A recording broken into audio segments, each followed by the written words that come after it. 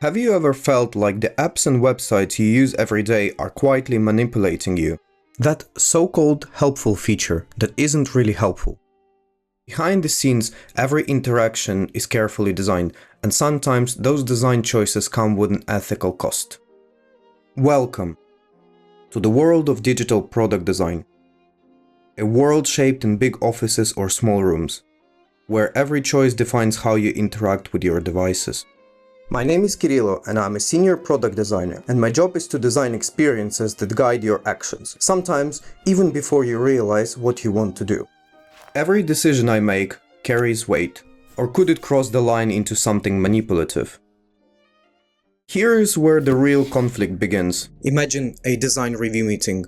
Numbers are on the screen, engagement is down, clicks are slipping, the curve is flat, and then comes the question: how do we get people to stay longer?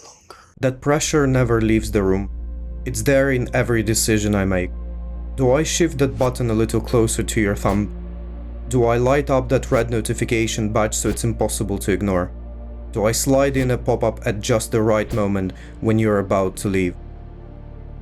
Each of these choices look harmless, just pixels on the screen, but they can tip the balance. One way they help you, the other way they trap you.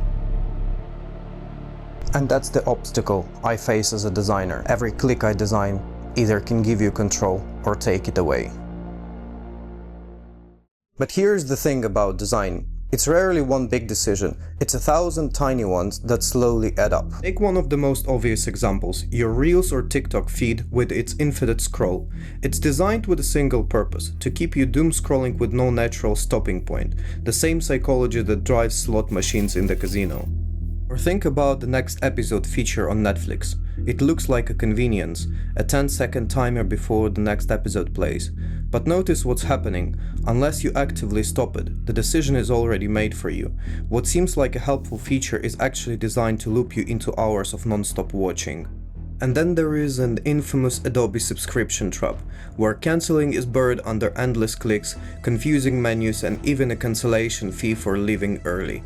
And this is only the tip of the iceberg. Each of these choices might seem harmless, but together they shape how you spend your time, your money, and your attention, often without even realizing it. This is the challenge we face as product designers. We're the ones pulling the trigger, whether you get a simplification or a complete opposite. But there is another layer to this that goes beyond colors, buttons, or pop-ups. Sometimes it's not about a single feature at all, it's about the entire system being designed in a way that's almost impossible to escape.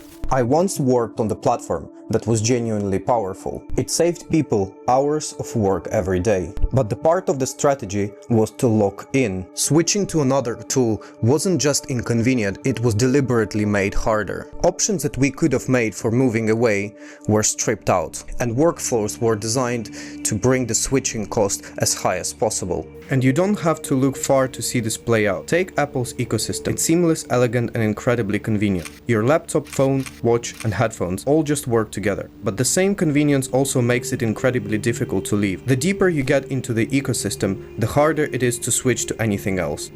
Both journeys provide a genuine value to the user.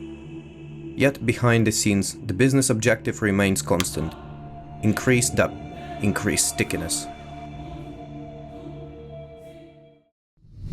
So where does this leave us? The truth is, design isn't good or bad on its own.